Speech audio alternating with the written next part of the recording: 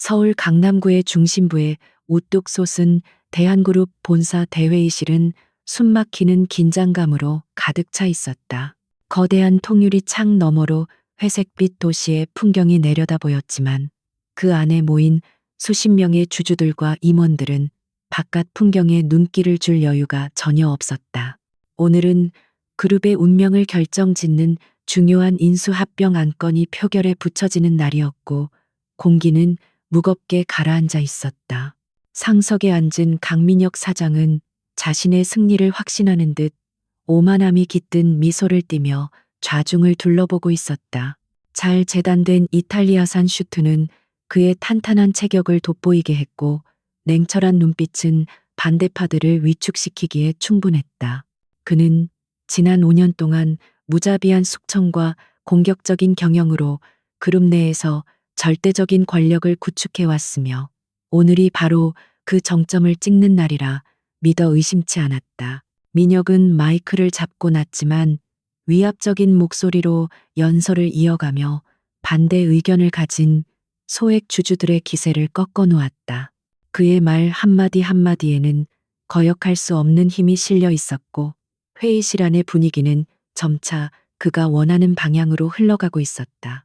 비서실장이 그에게 다가와 귓속말로 투표 준비가 완료되었음을 알리자 민혁의 입가에 걸린 미소는 더욱 짙어졌고 그는 자리에서 일어나 마지막 선언을 준비했다.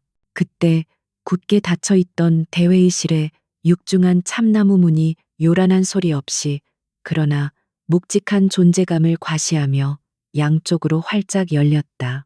모든 사람의 시선이 일제히 문 쪽으로 쏠렸고 그곳에는 예상치 못한 불청객들이 서 있었다. 검은색 정장을 입은 경호원들이 양옆으로 도열하자 그 사이로 한 여자가 또각또각 구두굽 소리를 내며 천천히 걸어 들어왔다. 그녀는 마치 어둠 속에서 피어난 흑장미처럼 고혹적이면서도 위험한 아우라를 풍기고 있었다. 몸에 딱 붙는 칠흑 같은 정장은 그녀의 냉철함을 대변했고 어깨에 걸친 코트는 걸을 때마다 물결치며 그녀의 권위를 상징하는 듯했다. 무엇보다 사람들의 시선을 사로잡은 것은 선글라스 뒤에 감춰진 그녀의 표정 없는 얼굴과 그 누구에게도 기죽지 않는 당당한 태도였다. 민혁은 미간을 찌푸리며 무례한 침입자를 향해 불쾌함을 드러내려 했지만 여자가 선글라스를 벗는 순간 그의 말문이 턱 막히고 말았다.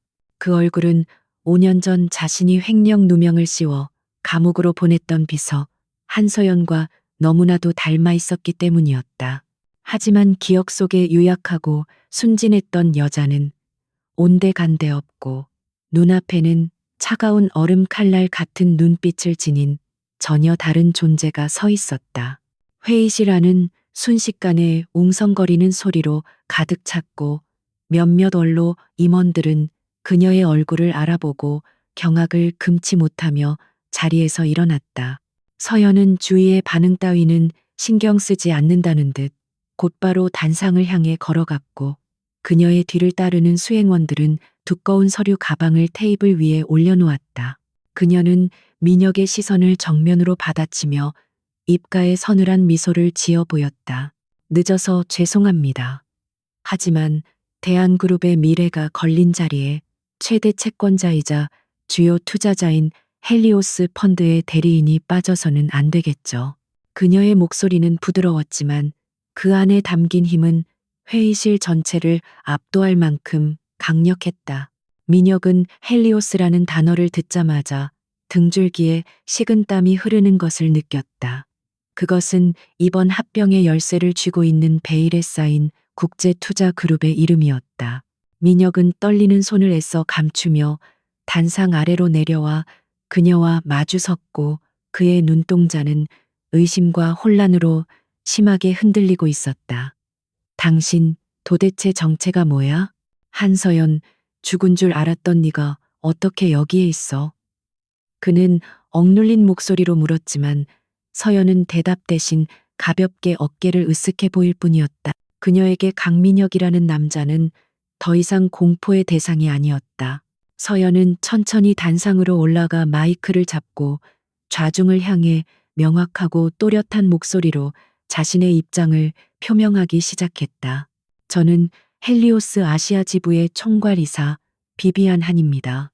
저희 펀드는 강민혁 사장이 추진하는 이번 합병안에 대해 전면적인 재검토를 요구하며 보유한 지분 전량을 통해 반대표를 행사할 것임을 공식적으로 선언합니다.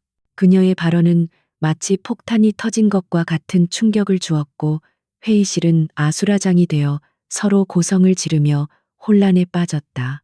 합병이 무산될 경우 민혁이 입게 될 타격은 상상 이상이었기에 그의 얼굴은 분노로 붉게 달아올랐다. 그는 경호원들을 부르려 했지만 서연이 가져온 위임장과 법적 서류들이 스크린에 띄워지자 그 누구도 함부로 움직일 수 없었다. 서연은 당황해하는 민혁에게 한 발짝 더 다가가 오직 그만이 들을 수 있는 작은 목소리로 속삭였다. 5년 전 당신이 버린 패가 이렇게 돌아올 줄은 몰랐겠지. 강민혁 사장님. 이건 시작에 불과해. 당신이 쌓아 올린 모래성이 얼마나 허무하게 무너지는지 내가 제일 앞자리에서 지켜봐 줄게. 그녀의 눈빛은 복수의 불꽃으로 타오르고 있었지만 목소리는 지독히도 차가웠다. 회의는 결국 서연의 등장으로 인해 중단되었고 주주들은 동요하며 하나둘씩 회의실을 빠져나갔다. 민혁은 텅 빈 회의실에 홀로 남겨진 것 같은 기분을 느끼며 주먹을 꽉 쥐었고 손톱이 살을 파고들 정도로 강한 분노를 억누르고 있었다. 그는 자신이 완벽하게 처리했다고 생각했던 과거의 망령이 되살아나 자신의 목을 조여오고 있다는 사실을 인정할 수 없었다. 그는 즉시 비서실장에게 지시하여 서연의 뒷조사를 다시 시작하라고 고함을 질렀지만 이미 상황은 그의 통제를 벗어난 뒤였다. 창밖으로 유유히 건물을 빠져나가는 서연의 리무진을 내려다보며 민혁은 책상 위에 놓인 화병을 집어던져 산산조각을 냈다. 깨진 유리 조각들이 바닥에 흩어지는 소리가 그의 불안한 심리 상태를 대변하고 있었다. 한편 리무진 뒷좌석에 앉은 서연은 창밖으로 멀어지는 대한그룹 본사를 바라보며 깊은 한숨을 내쉬었다. 긴장이 풀리면서 손끝이 가늘게 떨려왔지만 그녀는 곧바로 휴대전화를 꺼내 바탕화면에 설정된 사진을 보며 마음을 다잡았다. 그곳에는 해맑게 웃고 있는 두 아이, 지호와 지아의 모습이 담겨 있었고 아이들의 미소는 그녀에게 멈출 수 없는 용기를 불어넣어 주었다. 그녀는 5년 전 차가운 감옥 바닥에서 맹세했던 다짐을 다시 한번 되새기며 흔들리는 마음을 굳게 잠갔다. 엄마는 절대 무너지지 않아. 너희들을 위해서라도 그 사람이 지은 죄의 대가를 반드시 치르게 할 거야. 서연은 눈물을 삼키며 창밖의 풍경으로 시선을 돌렸고 도시는 화려한 네온 사인으로 빛나고 있었지만 그녀의 싸움은 이제 막 어둠 속에서 시작되고 있었다. 호텔로 돌아온 서연은 곧바로 태블릿 PC를 켜고 다음 단계의 계획을 점검하기 시작했다. 그녀의 방 안에는 민혁과 대한그룹에 관한 수천 장의 자료들이 벽면을 가득 채우고 있었고 붉은 선으로 연결된 관계도는 거미줄처럼 복잡하게 얽혀 있었다. 그녀는 단순히 민혁을 몰락시키는 것이 아니라 그가 가진 모든 것을 철저히 박탈하고 바닥으로 끌어내릴 정교한 덫을 준비해 왔다. 그때 방문을 두드리는 소리와 함께 그녀의 최측근이자 헬리오스에서 파견된 변호사 김준우가 들어왔다. 그는 걱정스러운 표정으로 서연에게 다가와 물 한 잔을 건네며 조심스럽게 입을 열었다. 이사님, 오늘 너무 위험했습니다. 강민혁이 잃을 게 많은 만큼 앞으로 어떤 비열한 수단을 쓸지 모릅니다. 특히 아이들의 존재가 알려지면 약점이 될 수도 있습니다. 서연은 물컵을 받아들고 준우를 바라보며 단호하게 고개를 저었다. 아니요, 준우 씨. 아이들은 내 약점이 아니라 내 갑옷이에요. 그리고 강민혁은 자존심이 너무 강해서 당분간은 내가 한서연이라는 사실을 인정하기보다 비비안 한이라는 경쟁자를 꺾는데 집중할 거예요. 그 오만함이 바로 그 남자의 가장 큰 구멍이죠. 그녀의 분석은 날카로웠다.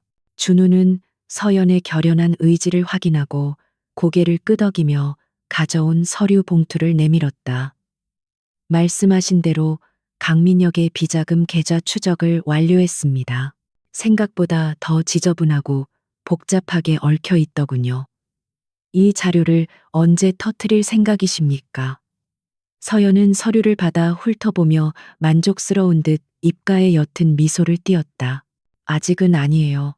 쥐도 궁지에 몰리면 고양이를 무는 법이니까 천천히, 아주 천천히 숨통을 조여서 그가 제 발로 걸어와 무릎 꿇게 만들 거예요. 서연은 자료를 테이블 위에 내려놓으며 창밖의 야경을 응시했다.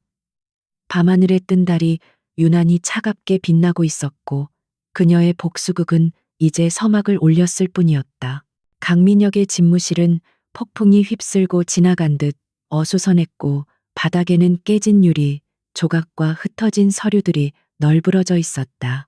그는 소파에 깊숙이 파묻힌 채 손에 든 위스키 잔을 매만지며 붉게 충혈된 눈으로 허공을 응시하고 있었다. 그의 머릿속은 회의실에서 마주쳤던 비비안한, 아니 한서연의 차가운 눈빛으로 가득 차 있었고 그것은 지독한 악몽처럼 그를 괴롭히고 있었다. 조심스럽게 문을 열고 들어온 비서실장은 민혁의 눈치를 살피며 두툼한 조사 보고서를 테이블 위에 내려놓았다. 그는 마른 침을 삼키며 보고를 시작했고 목소리는 미세하게 떨리고 있었다. 사장님, 지시하신 대로 헬리오스의 비비안 한 이사에 대해 조사했습니다만 결과가 예상과는 많이 다릅니다. 서류상으로는 그녀와 한서연 씨를 연결할 수 있는 고리가 전혀 없습니다. 민혁은 신경질적으로 잔을 내려놓으며 비서실장을 노려보았고 그의 눈빛에는 살기가 서려 있었다. 그게 무슨 소리야? 내 눈은 못 속여. 그 여자는 분명히 한서연이었다고. 그 건방진 말투, 나를 보는 경멸 어린 시선, 모든 게 다 똑같았어.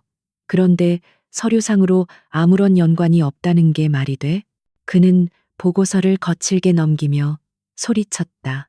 비서실장은 당황하며 급히 설명을 덧붙였는데 그의 이마에는 식은땀이 송글송글 맺혀 있었다.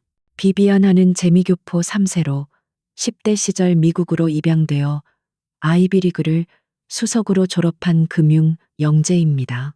월스트리트에서 얼음마녀로 불리며 수많은 MA를 성공시킨 기록이 명확하게 남아 있습니다. 지문, 혈액형, 신분 기록까지 모두 완벽하게 세탁, 아니, 정리되어 있습니다. 민혁은 허탈한 웃음을 터뜨리며 소파 등받이에 머리를 기대었고 천장을 바라보며 깊은 생각에 잠겼다. 완벽한 타인이다? 재미있군. 누군가 거대한 배경이 뒤를 봐주고 있다는 뜻이겠지. 5년 전 감옥에서 죽어가던 계집애가 어떻게 이런 힘을 가질 수 있게 되었는지 그 배우를 캐내는 게 우선이야. 단순히 펀드 매니저 하나가 할 수 있는 일이 아니야. 한편 서울이 한눈에 내려다 보이는 최고급 펜트하우스의 거실에서 서연은 와인 한 잔을 손에 든 채 야경을 바라보고 있었다. 화려한 도시의 불빛은 아름다웠지만 유리창에 비친 그녀의 얼굴에는 지울 수 없는 쓸쓸함이 묻어 있었다. 그녀는 무의식적으로 자신의 손목에 남은 희미한 흉터를 어루만졌고 그 감촉은 5년 전의 지옥 같았던 기억을 소환했다. 차가운 시멘트 바닥과 곰팡이 냄새가 진동하던 감옥 독방은 그녀에게 죽음보다 더한 고통이었다. 억울한 누명을 쓰고 들어온 그곳에서 그녀는 매일 밤울음을 삼키며 복수심을 키웠지만 뱃속에서 자라고 있는 생명들이 아니었다면 진작에 무너져 내렸을지도 몰랐다. 임신 사실을 알게 된 순간 그녀는 살아야 할 유일한 이유를 찾았고 독해지기로 결심했었다. 그녀는 입술을 깨물며 당시의 기억을 떨쳐내려 했었고 그때 거실 안쪽에서 들려오는 아이들의 웃음소리가 그녀를 현실로 돌아오게 만들었다. 서재 문이 열리며 5살이라고는 믿기지 않을 만큼 총명한 눈빛을 가진 이란성 쌍둥이 지호와 지아가 달려나왔다. 아이들은 서연에게 달려와 품에 안겼고 서연의 표정은 순식간에 따뜻하게 변했다. 엄마, 오늘 그 나쁜 아저씨 혼내주고 왔어? 지호가 장난스럽게 물으며 서연의 눈을 바라보았는데 그 손에는 최신형 태블릿 PC가 들려 있었다. 지호는 또래 아이들이 장난감을 가지고 놀 때 복잡한 코딩 프로그램을 다루는 천재적인 재능을 가지고 있었고 이미 서연이 하는 일에 대해 어느 정도 눈치채고 있는 듯했다. 서연은 지호의 머리를 쓰다듬으며 부드럽게 웃어주었지만 마음 한구석은 아릿해져 왔다. 엄마가 아주 멋지게 등장해서 깜짝 놀라게 해줬어. 하지만 이건 비밀놀이인 거 알지? 밖에서는 절대로 엄마가 하는 일이나 우리 가족에 대해 이야기하면 안 돼. 그녀는 아이들에게 신신당부하며 불안감을 감추려 했다. 지아는 서연의 옷자락을 잡고 조용한 목소리로 말했다. 엄마, 걱정하지 마. 오빠랑 나는 엄마 편이야. 그리고 오늘 뉴스에 나온 그 아저씨, 사진 보니까 어딘가 오빠랑 닮은 것 같아. 눈매가 아주 비슷해. 지아의 예리한 지적에 서연은 심장이 덜컥 내려앉는 것 같았지만 애써 태연한 척 표정을 관리했다. 아이들을 재우고 난 후 서연은 다시 서재로 돌아와 책상 위에 놓인 체스판을 내려다보았다. 흙과 백의 말들이 복잡하게 얽혀 있는 그 판은 현재의 상황과 묘하게 닮아 있었다. 그녀는 폰 하나를 들어 올리며 중얼거렸다.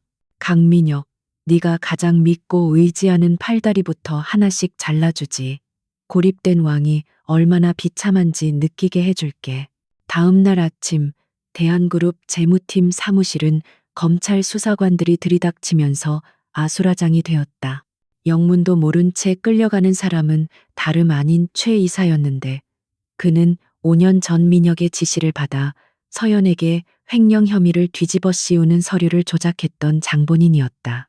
사무실 직원들은 겁에 질린 표정으로 그 광경을 지켜보며 수군거렸다. 최 이사는 억울하다며 고래고래 소리를 질렀지만 수사관들은 그가 최근 페이퍼 컴퍼니를 통해 회사 돈을 빼돌린 명백한 증거들을 들이밀었다. 그 증거들은 너무나도 정교하고 완벽해서 빠져나갈 구멍이 없었는데 이는 물론 서연과 지호가 협력하여 찾아낸 아니 심어놓은 결정적인 덫이었다. 최 이사의 연행 장면은 실시간으로 뉴스 속보를 탔다. 같은 시각 민혁은 TV 화면을 통해 자신의 최측근이 수갑을 차고 끌려가는 모습을 지켜보며 분노로 치를 떨었다. 그는 책상 위에 놓인 전화기를 집어던지며 고함을 쳤다. 어떻게 검찰이 저렇게 빨리 움직일 수가 있어. 최 이사가 관리하던 장부는 나조차도 모르는 비밀이었는데 도대체 정보가 어디서 샌 거야. 그는 직감적으로 이것이 서연의 지심을 깨달았지만 심증만 있을 뿐 물증이 없었다. 그녀는 법의 테두리 안에서 합법적인 수단으로 그러나 가장 치명적인 방법으로 그를 공격하고 있었다. 민혁은 자신의 수족이 잘려나가는 고통을 느끼며 이제는 방어가 아닌 공격으로 태세를 전환해야 한다고 판단했다. 민혁은 즉시 평소 거래하던 사설 탐정 사무소의 소장을 호출했다. 어두운 뒷골목이를 처리해주는 그들은 돈만 주면 무슨 짓이든 하는 하이에나 같은 자들이었다. 소장이 들어오자 민혁은 봉투 하나를 건네며 차갑게 명령했다. 비비안 한, 그 여자의 집과 동선을 24시간 감시해. 누구를 만나는지, 숨겨진 가족은 없는지, 털끝 하나까지 다 알아내. 서연은 헬리오스 한국지사 사무실에서 최 이사의 체포 뉴스를 보며 만족스러운 미소를 짓고 있었다. 그녀의 맞은편에는 준우가 앉아 있었는데 그는 서연의 과감한 결단력에 감탄하면서도 한편으로는 걱정을 놓지 못했다. 첫 번째 타깃은 성공적으로 제거했습니다. 강민혁의 자금줄 관리자가 사라졌으니 당분간 비자금 운용에 큰 차질이 생길 겁니다. 하지만 놈은 가만히 당하고만 있을 위인이 아닙니다. 분명히 뒷조사를 시작할 거고 물리적인 위협을 가할 수도 있습니다. 경호 인력을 더 늘리는 게 좋겠습니다. 준우의 조언에 서연은 고개를 끄덕였다. 그녀도 민혁이 궁지에 몰리면 얼마나 잔인해질 수 있는지 누구보다 잘 알고 있었다. 알아요. 아이들 학교와 집 주변 보안을 최상위 등급으로 올려주세요. 그리고 강민혁에게 작은 선물을 하나 더 보내야겠어요. 그가 정신을 차릴 틈을 주면 안 되니까. 서연은 서랍에서 USB 하나를 꺼내 준우에게 건넸다. 그것은 민혁이 과거 정관계 인사들에게 뇌물을 건넨 리스트가 담긴 판도라의 상자였다. 며칠 후 서연은 대한그룹이 주최하는 자선 경매 행사에 참석하기 위해 준비를 하고 있었다. 이번 행사는 민혁이 이미지 쇄신을 위해 마련한 자리였지만 서연에게는 그를 공개적으로 망신 줄 수 있는 절호의 기회였다. 그녀는 우아한 이브닝 드레스를 입고 거울 앞에 섰는데 그 모습은 전쟁터로 나가는 여전사처럼 비장해 보였다. 집을 나서기 전 지호와 지아가 쪼르르 달려와 그녀의 옷매무새를 만져주었다. 엄마, 오늘도 세상에서 제일 예뻐. 나쁜 사람들 다 이기고 와. 지아의 응원에 서연은 아이들을 꼭 껴안아 주었다. 아이들의 체온이 그녀의 차가워진 심장을 녹여주는 유일한 난로였다. 행사장에는 이미 수많은 기자와 재계 인사들이 모여 북새통을 이루고 있었다. 민혁은 입구에서 손님들을 맞이하며 가식적인 미소를 짓고 있었지만 그의 눈은 계속해서 누군가를 찾고 있었다. 서연이 리무진에서 내려 레드카펫을 밟는 순간 카메라 플래시가 쉴 새 없이 터지며 모든 시선이 그녀에게 집중되었다. 민혁은 서연을 발견하고 굳은 표정으로 다가왔다. 주위의 시선을 의식한 듯 낮은 목소리로 으르렁거렸다. 여기가 어디라고 감히 나타나? 최이사일, 네가 꾸민 짓이라는 거 다 알아. 이번에는 내가 가만히 있지 않을 거야. 그의 협박에도 서연은 눈 하나 깜짝하지 않았다. 그녀는 우아하게 샴페인 잔을 들어 올리며 민혁을 조롱하듯 대꾸했다. 증거 있나요? 강 사장님? 억측은 삼가시죠. 그리고 오늘은 자선 행사잖아요. 저는 그저 좋은 일에 동참하러 왔을 뿐이에요. 아, 참, 곧 재미있는 뉴스가 터질 텐데 표정 관리 잘 하시는 게 좋을 거예요. 그 순간 행사장의 대형 스크린에 속보가 떴다. 대한그룹의 불법 로비 의혹에 대한 검찰의 대대적인 압수수색이 시작되었다는 뉴스였다. 장내는 순식간에 술렁거렸고 민혁의 얼굴은 사색이 되었다. 그는 서연을 노려보았지만 그녀는 이미 여유로운 미소를 남기고 유유히 인파 속으로 사라지고 있었다. 민혁은 끓어오르는 분노를 참지 못하고 수행원들에게 소리쳤다. 당장 저 여자 잡아 무슨 수를 써서라도 끌고 와. 하지만 기자들이 몰려들어 질문 공세를 퍼붓는 바람에 그는 옴짝달싹할 수 없었고 서연은 그 혼란을 틈타 유령처럼 현장을 빠져나갔다. 집으로 돌아가는 차 안에서 서연은 깊은 안도의 한숨을 내쉬었다. 하지만 그녀는 알고 있었다. 민혁이 이대로 무너지지 않을 것이며 이제부터가 진짜 전쟁이라는 것을. 그의 탐욕스러운 본성은 곧 그녀의 가장 소중한 것, 아이들을 향하게 될 것이라는 불길한 예감이 스쳐 지나갔다. 한편 민혁의 사설 탐정은 서연의 펜트하우스 근처에 잠복해 있었다. 그는 고성능 카메라로 서연의 집 내부를 도찰하고 있었는데 렌즈 너머로 놀라운 광경이 포착되었다. 창가에서 서연을 기다리는 두 아이의 모습, 그리고 그중 남자아이의 얼굴이 강민혁의 어린 시절 사진과 소름 끼치도록 닮아 있었던 것이다. 탐정은 회심의 미소를 지으며 셔터를 눌러댔다. 대박이군. 강 사장이 알면 기절하겠어. 숨겨진 자식들이라니. 그는 즉시 사진을 현상하여 민혁에게 보낼 준비를 했고 이 사진 한 장이 불러올 파장은 그 누구도 예상하지 못한 방향으로 흘러갈 것이었다. 대한그룹의 주가는 그야말로 자유낙하하고 있었다. 검찰의 압수수색 소식과 함께 터져나온 불법 로비 의혹은 투자자들의 심리를 얼어붙게 만들었고 주식시장 개장과 동시에 매도 주문이 폭주하며 하한가를 기록했다. 여의도 증권가에서는 대한그룹의 부도 가능성까지 거론하며 패닉 상태에 빠졌고 이 모든 혼란의 중심에는 한서연이 설계한 치밀한 금융 봉쇄 작전이 자리 잡고 있었다. 서연은 헬리오스 집무실의 대형 모니터 앞에서 붉은색으로 물든 주식 차트를 차분하게 응시하고 있었다.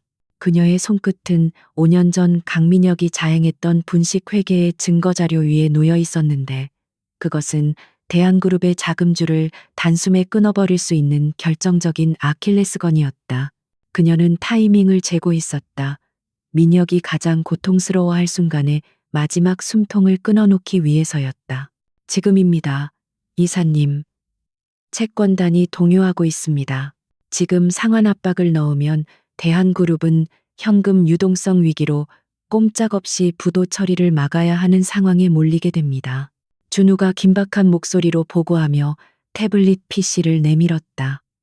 화면에는 주요 은행장들의 긴급회의 소집 알림이 떠 있었고 이는 서연이 물밑에서 작업해둔 결과물이었다.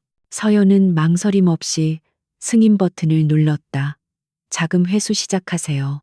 그리고 언론에는 헬리오스가 대한그룹의 경영 투명성을 문제 삼아 투자금을 조기 회수한다고 흘리세요. 명분은 충분하니까요. 그녀의 명령이 떨어지자마자 수천억 원 규모의 자금이 일제히 빠져나가기 시작했고 이는 댐이 무너지는 것과 같은 거대한 파장을 일으켰다. 같은 시각 강민혁의 집무실은 지옥 그 자체였다. 끊임없이 울려대는 전화벨 소리와 참모진들의 다급한 보고 소리가 뒤섞여 고막을 찢을 듯했다. 민혁은 넥타이를 거칠게 풀어헤친 채 핏발선 눈으로 재무이사를 윽박지르고 있었다. 현금이 없다는 게 말이 돼? 비자금 계좌는? 거기서라도 당장 끌어와서 막아. 재무이사는 고개를 푹 숙인 채 떨리는 목소리로 대답했다. 사장님, 최 이사가 구속되면서 비자금 관리 계좌가 모두 동결되었습니다. 지금 당장 융통할 수 있는 현금이 없습니다. 이대로 가다간 오늘 중으로 1차 부도가 날 수도. 그의 말이 끝나기도 전에 민혁은 책상 위에 명패를 집어던졌고 명패는 벽에 부딪혀 산산조각이 났다. 민혁은 머리를 감싸쥐며 괴로워했다. 자신이 공들여 쌓아 올린 제국이 한순간에 무너져 내리고 있었다. 그것도 자신이 벌레처럼 취급하며 짓밟았던 여자의 손에 의해서 말이다. 분노와 수치심이 그를 잠식했고 이성적인 판단력은 점차 흐려져 갔다. 그는 복수를 다짐하며 이를 갈았지만 당장 눈앞에 불을 끌 방법이 보이지 않았다. 그때 책상 위에 놓여있던 휴대전화가 진동했다. 발신자는 며칠 전 고용했던 사설 탐정이었다. 민혁은 신경질적으로 전화를 받았다. 지금 상황이 어떤지 알면서 한가하게 전화질이야? 뭔가 건진 게 없으면 당장 꺼져. 그의 목소리는 살기로 가득 차 있었지만 수화기 너머에서 들려온 탐정의 목소리는 의외로 차분하고 흥분에 차 있었다. 사장님, 지금 당장 보내드린 사진을 확인해 보셔야겠습니다. 회사 일보다 더 중요한 걸 발견했거든요. 어쩌면 지금의 위기를 단숨에 뒤집을 수 있는 카드가 될지도 모릅니다. 탐정의 의미심장한 말에 민혁은 의아해하며 메시지함을 열었고 그 안에 담긴 사진들을 보는 순간 그의 숨이 턱 막히고 말았다. 사진 속에는 서연의 펜트하우스 창가에 서 있는 두 아이의 모습이 선명하게 찍혀 있었다. 특히 남자아이의 얼굴을 확대해서 보는 순간 민혁은 마치 거울을 보는 듯한 착각에 빠졌다. 날카로운 눈매, 고집스러운 입술, 그리고 전체적인 분위기까지 자신의 어린 시절과 소름 끼치도록 닮아 있었다. 민혁의 손이 부들부들 떨리기 시작했다. 이게 도대체. 민혁은 말을 잇지 못하고 멍하니 사진을 바라보았다. 5년 전 서연을 감옥으로 보낼 당시 그녀는 임신 초기였다는 소문을 얼핏 들은 적이 있었지만 그저 유언비어라고 치부했었다. 하지만 눈앞의 사진은 부정할 수 없는 진실을 말해주고 있었다. 그 아이들은 자신의 핏줄이 분명했다. 충격은 곧 기괴한 환희로 바뀌었다. 민혁은 미친 사람처럼 웃음을 터뜨리기 시작했다. 하하하. 한서연, 네가 감히 내 씨를 숨겨. 네가 나를 무너뜨리려고 그렇게 발악했던 이유가 이거였나? 그는 서연에게 치명적인 약점이 생겼음을 직감했다. 아이들의 존재는 그녀를 협박하고 조종할 수 있는 가장 강력한 무기가 될 것이었다. 민혁은 즉시 재킷을 챙겨 입고 사무실을 나섰다. 비서실장이 다급하게 따라붙으며 만류했지만 그는 듣지 않았다. 차 대기시켜 한서연 집으로 간다. 그의 눈빛은 먹잇감을 발견한 맹수처럼 번들거리고 있었다. 회사의 부도 위기 따위는 안중에도 없었다. 지금 당장 확인해야 할 것이 있었다. 서연은 퇴근 후 집으로 돌아와 지친 몸을 소파에 뉘었다. 오늘은 정말 긴 하루였다. 대한그룹을 벼랑 끝으로 몰아넣는데 성공했지만 마음 한구석은 왠지 모를 불안감으로 무거웠다. 지아와 지호가 다가와 고사리 같은 손으로 그녀의 어깨를 주물러 주자 서연은 그제야 굳었던 표정을 풀고 미소를 지을 수 있었다. 엄마, 오늘 많이 힘들었지? 우리가 맛있는 거 해줄까? 지아가 애교 섞인 목소리로 물었다. 지호는 옆에서 짐짓 어른스러운 표정으로 지아야, 엄마 쉬게 해드려야지. 우리가 조용히 책 읽고 있으면 그게 도와주는 거야. 라고 타일렀다. 서연은 너무나 일찍 철이 들어버린 아이들이 안쓰러우면서도 고마웠다. 그때 현관 인터폰이 요란하게 울렸다. 경비실을 통하지 않고 직접 현관벨을 누른 것이었다. 서연은 의아해하며 인터폰 화면을 확인했고 그곳에 비친 얼굴을 보는 순간 심장이 덜컥 내려앉았다. 화면 속에는 강민혁이 서늘한 표정으로 카메라를 응시하고 있었다. 어떻게 이곳을, 그것도 보안이 철저한 펜트하우스 현관까지 올라온 것일까? 서연은 급히 아이들을 방으로 들여보냈다. 지호야, 지아야, 엄마가 부를 때까지 절대로 나오면 안 돼. 무슨 소리가 들려도 방문 잠그고 있어야 해. 알겠지? 그녀의 다급한 목소리에 아이들은 겁먹은 표정으로 고개를 끄덕이며 방으로 들어갔다. 서연은 심호흡을 하며 떨리는 손을 진정시키고 현관문을 열었다. 문이 열리자마자 술 냄새와 함께 위압적인 기운이 훅 끼쳐 들어왔다. 민혁은 서연을 거칠게 밀치고 집 안으로 들어섰다. 환영 인사가 늦네, 한서연. 아니, 비비안 한 이사님이라고 불러드려야 하나? 그는 비꼬는 말투로 거실을 휘둘러 보며 마치 제 집인 양 성큼성큼 걸어 들어갔다. 서연은 냉정을 찾으려 했으며 그를 가로막았다. 여기가 어디라고 함부로 들어와요? 당장 나가요. 안 그러면 경찰을 부르겠어요. 주거 침입죄가 얼마나 무거운지 법을 잘 아는 사람이 왜 이러시죠? 그녀는 날 선목소리로 경고했지만 민혁은 코웃음을 칠 뿐이었다. 경찰, 부르라고 해. 하지만 그 전에 내가 확인해야 할 게 있어서 말이야. 민혁은 품에서 사진 한 장을 꺼내 서연의 얼굴에 들이밀었다. 이 아이들 누구지? 내 눈에는 나와 너무 닮아 보이는데 네가 훔쳐간 내 정자라도 배양해서 낳은 건가? 그의 말은 모욕적이고 저속하기 짝이 없었다. 서연은 사진을 보고 흠칫했지만 곧바로 표정을 굳혔다. 당신과는 상관없는 아이들이에요. 입양한 아이들이라고요. 헛소리 그만하고 당장 나가요.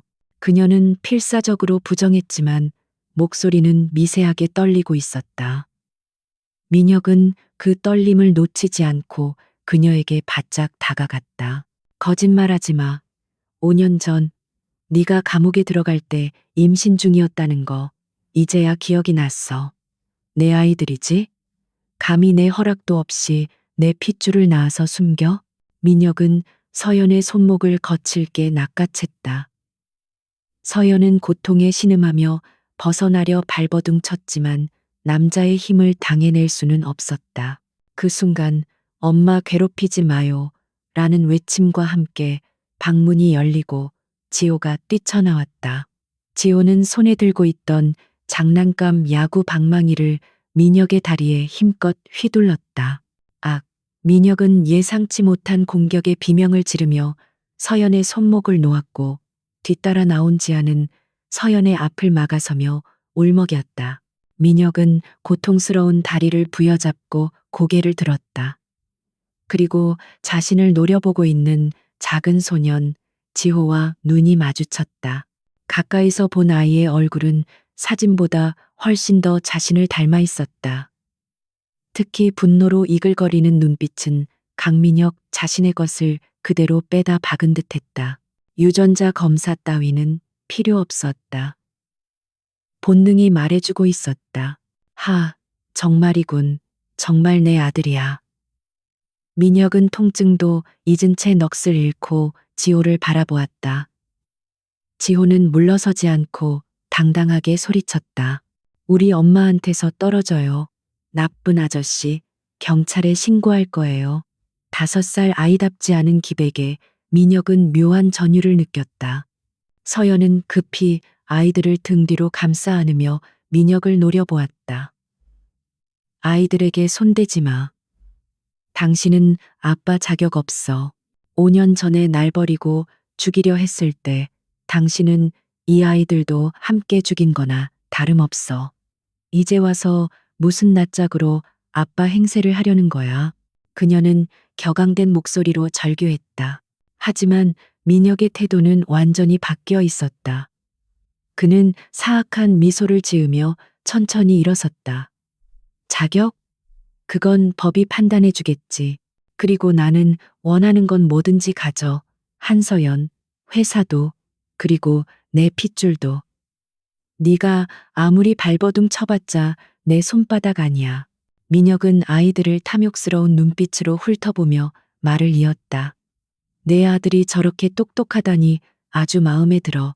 대한그룹의 후계자로 손색이 없겠어. 고맙군. 훌륭하게 키워줘서. 조만간 데리러 올 테니 준비하고 있어. 그는 아이들에게 손을 뻗으려다 서연의 살기 어린 눈빛에 멈칫하고 손을 거두었다. 꿈도 꾸지 마. 내 목숨을 걸고서라도 아이들은 절대 못 뺏어가.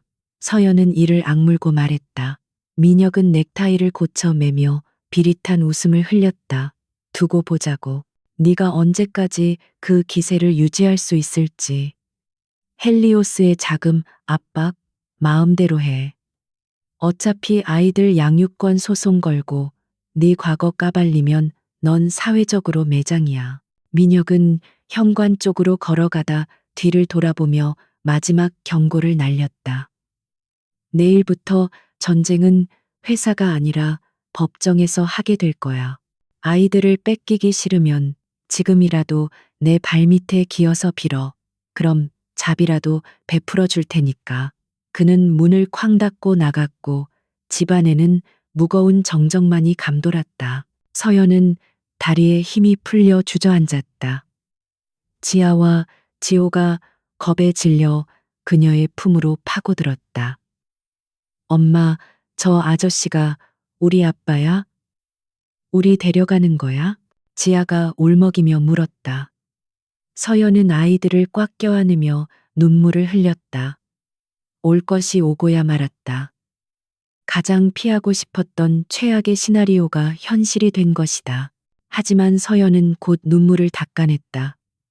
아이들 앞에서 약한 모습을 보일 수는 없었다. 그녀는 지호와 지아의 눈을 맞추며 단호하게 말했다. 아니, 아무도 너희를 데려갈 수 없어. 엄마가 무슨 짓을 해서라도 지킬 거야. 저 사람은 괴물이야. 너희 아빠가 아니라 그냥 괴물이라고. 서연의 눈빛은 다시 차갑게 빛나기 시작했다. 민혁이 가족을 건드린 이상 이제는 봐주는 것 따위는 없었다. 그녀는 단순히 회사를 무너뜨리는 것을 넘어 강민혁이라는 인간 자체를 파멸시키기로 결심했다. 준우 씨에게 연락해야겠어. 플랜 B를 가동해 친권 소송뿐만 아니라 강민혁의 모든 치부를 세상에 공개해서 다시는 재기 불능으로 만들어 버리겠어. 밤은 깊었지만 서연의 펜트하우스 불은 꺼지지 않았다. 그녀는 밤새 변호인단과 통화하며 다가올 양육권 분쟁에 대비한 전략을 짰다. 민혁이 비열한 수를 쓸 것은 불 보듯 뻔했다. 언론 플레이, 5년 전의 전과 기록, 미혼모라는 약점 등을 집요하게 파고들 것이다. 하지만 서연에게도 숨겨둔 카드는 있었다. 한편 차로 돌아온 민혁은 흥분이 가라앉지 않아 핸들을 내리쳤다. 아들과 딸, 그것도 천재적인 지능을 가진 쌍둥이라니. 그는 회사의 위기조차 잊을 만큼 벅찬 감정을 느꼈다. 이것은 하늘이 자신에게 준 기회라고 생각했다. 아이들을 볼모로 잡으면 서연을 굴복시키는 것은 시간 문제였다. 그는 휴대전화를 꺼내 법무팀장에게 전화를 걸었다. 지금 당장 국내 최고의 이혼 전문 변호사들로 팀 꾸려. 양육권 소송 준비한다. 상대는 한서연, 아니 비비안 아니야. 비용은 얼마가 들어도 상관없으니 무조건 이기는 판을 짜. 그의 목소리는 잔인할 정도로 확신에 차 있었다. 민혁은 창밖의 어둠을 바라보며 중얼거렸다. 한서연, 네가 내 아이들을 키워준 건 고맙지만 이제 그 역할은 끝났어. 대한그룹의 핏줄은 대한그룹에서 커야지. 너 같은 범죄자 밑에서 크게 둘 순 없어. 그는 자신의 과거 악행은 까맣게 잊은 채 오직 자신의 혈통에 대한 집착으로 뒤틀린 부성애를 드러내고 있었다. 이제 싸움의 양상은 완전히 달라졌다. 거대 자본이 오가는 기업 전쟁터에서 가장 원초적이고 치열한 혈육 전쟁터로 전장이 옮겨진 것이다. 서연은 아이들을 지키기 위해, 민혁은 아이들을 뺏기 위해 서로의 목덜미를 노리는 늑대처럼 으르렁거리고 있었다. 그리고 이 싸움의 끝에는 오직 한 사람만이 살아남을 수 있을 것이었다. 다음 날 아침 대한민국은 전례 없는 스캔들로 발칵 뒤집혔다. 주요 일간지와 인터넷 포털 사이트의 메인 화면은 헬리오스 아시아 총괄이사 비비안, 알고 보니 횡령 전과자 한서연, 재벌 2세에 숨겨진 핏줄, 충격적인 친자 확인 소송이라는 자극적인 헤드라인으로 도배되어 있었다. 강민혁이 풀어놓은 언론의 사냥개들은 서연의 과거를 집요하게 파헤쳐 물어뜯기 시작했고, 그녀를 아이들을 볼모로 재벌가를 협박하는 파렴치한 꽃뱀으로 몰아가고 있었다. 강민혁은 집무실의 거대한 TV 화면을 통해 실시간으로 쏟아지는 뉴스 속보를 지켜보며 쾌재를 불렀다. 그는 고급 시가를 피우며 비서실장에게 거만하게 말했다. 봐라, 대중은 진실 따위엔 관심 없어. 그저 씹을 거리가 필요할 뿐이지. 고고한 척하던 비비안 한의 가면이 벗겨지고 전과자 한서연의 추한 민낯이 드러나는 순간 그녀의 사회적 생명은 끝난 거야. 헬리오스 본사에서도 범죄자에게 아시아 지부를 맡길 수는 없을 테니까. 그의 계산은 치밀하고 잔인했다. 서연의 가장 큰 무기인 비비안 한이라는 신분을 공격하여 경제적 기반을 무너뜨리고 동시에 부도덕한 엄마 프레임을 씌워 양육권 소송에서 유리한 고지를 선점하려는 속셈이었다. 민혁은 이미 국내 최대 로펌의 변호인단을 구성하여 법원에 친권 확인 및 양육권 청구 소송을 제기한 상태였고, 긴급 임시 양육자 지정 신청까지 마쳐 서연의 숨통을 죄어오고 있었다. 한편 서연의 펜트하우스 앞은 새벽부터 몰려든 기자들로 인해 북새통을 이루고 있었다. 그들은 문을 두드리고 초인종을 누르며 인터뷰를 요청했고, 카메라 렌즈는 마치 총구처럼 집안을 겨누고 있었다. 집안의 공기는 무거웠지만 서연은 동요하지 않았다. 그녀는 이미 예상했던 시나리오였기에 아이들이 놀라지 않도록 커튼을 모두 치고 외부와의 접촉을 차단했다. 지호와 지아는 심상치 않은 분위기를 감지하고 불안해했지만 서연은 부드러운 목소리로 아이들을 안심시켰다. 밖에 사람들이 좀 시끄럽지. 엄마가 유명해져서 그래. 걱정할 거 없어. 오늘은 학교 가지 말고 집에서 엄마랑 재미있는 영화나 보자. 그녀는 아이들에게 헤드폰을 씌워주고 만화 영화를 틀어주었지만 돌아서는 그녀의 표정은 싸늘하게 굳어 있었다. 준우가 뒷문을 통해 몰래 들어와 서연에게 태블릿을 건넸다. 여론이 좋지 않습니다. 헬리오스 본사 주주들도 해명을 요구하고 있고요. 강민혁 측에서 5년 전 횡령 판결문을 교묘하게 편집해서 언론에 뿌렸습니다. 지금 당장 대응하지 않으면 이사님뿐만 아니라 아이들까지 상처 입게 될 겁니다.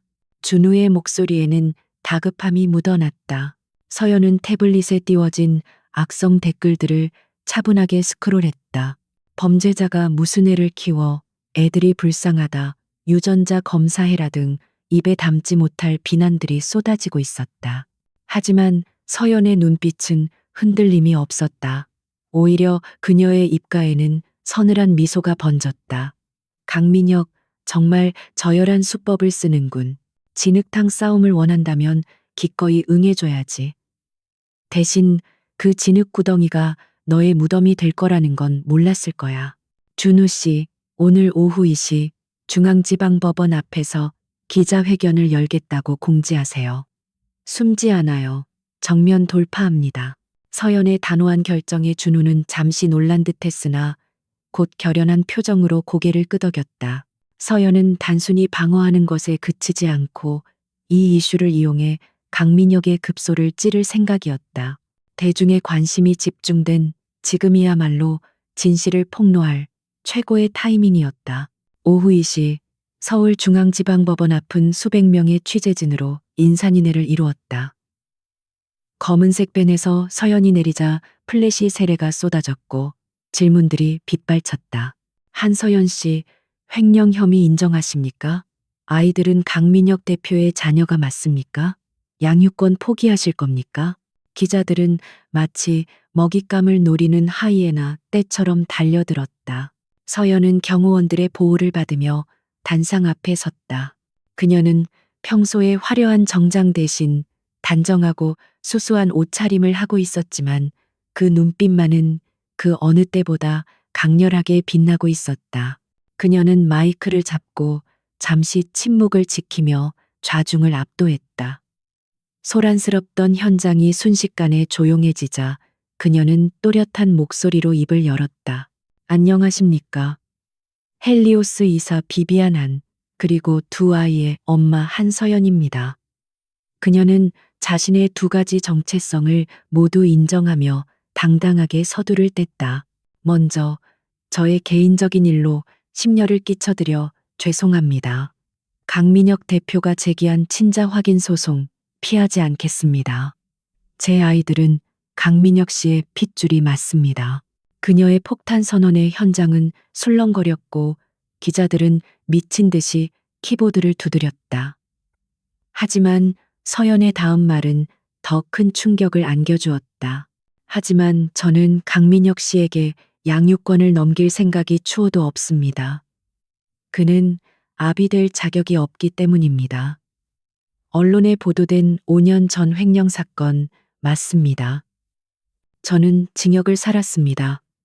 하지만 그 죄는 제가 지은 것이 아니라 누군가에 의해 조작되고 덮어씌워진 것입니다. 서연은 카메라를 정면으로 응시하며 마치 강민혁과 눈을 마주치듯 강렬한 메시지를 던졌다.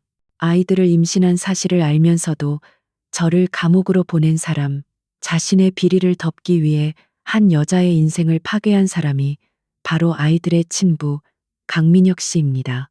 저는 오늘 이 자리에서 선언합니다. 양육권 소송 과정에서 5년 전 사건의 진실을 밝히는 재심을 청구할 것이며 부도덕한 아버지가 아이들을 데려가는 것을 법과 정의의 이름으로 막아낼 것입니다. 기자회견은 생중계로 전국에 송출되었고 여론의 반응은 폭발적이었다. 꽃뱀이라며 비난하던 댓글들은 순식간에 재벌의 갑질에 희생된 미혼모, 모성애의 반란이라는 동정론과 응원의 목소리로 뒤바뀌기 시작했다. 서연의 당당하고 논리 정연한 태도는 대중의 마음을 움직였고, 무엇보다 강민혁이 임신한 여자를 감옥에 보냈다는 주장은 치명적인 도덕적 타격이었다. 같은 시각 사무실에서 생중계를 지켜보던 민혁은 리모컨을 TV 화면에 집어던졌다. 와장창 소리와 함께 화면이 깨지며 꺼졌지만 그의 분노는 사그라들지 않았다. 저 미친 여자가 감히 전국 방송에서 나를 살인미수범 취급해? 법무팀장 당장 들어오라고 해. 명예훼손으로 추가 고소하고 입도 뻥끗 못하게 만들어. 그는 길길이 날뛰었다. 며칠 뒤 열린 첫 번째 가사재판 기일. 법정 안은 팽팽한 긴장감이 감돌았다. 민혁은 국내 최고의 변호사들을 대동하고 나타나 겉으로는 자식을 그리워하는 애틋한 부성애를 연기했다.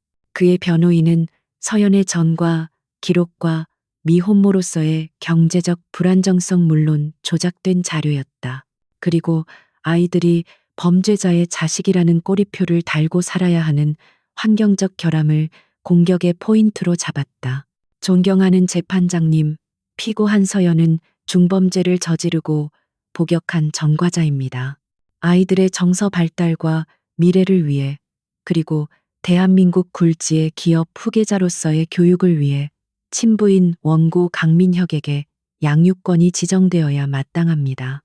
민혁 측 변호사의 변론은 날카롭고 집요했다. 하지만 서연 측 변호인으로 나선 준우는 차분하게 반박했다. 원고는 지난 5년간 아이들의 존재조차 몰랐으며 찾으려는 노력도 하지 않았습니다. 반면 피고는 옥중 출산이라는 극한의 상황에서도 아이들을 지켜냈고 출소 후 피나는 노력으로 자수성가하여 아이들에게 풍족하고 사랑 넘치는 환경을 제공해 왔습니다.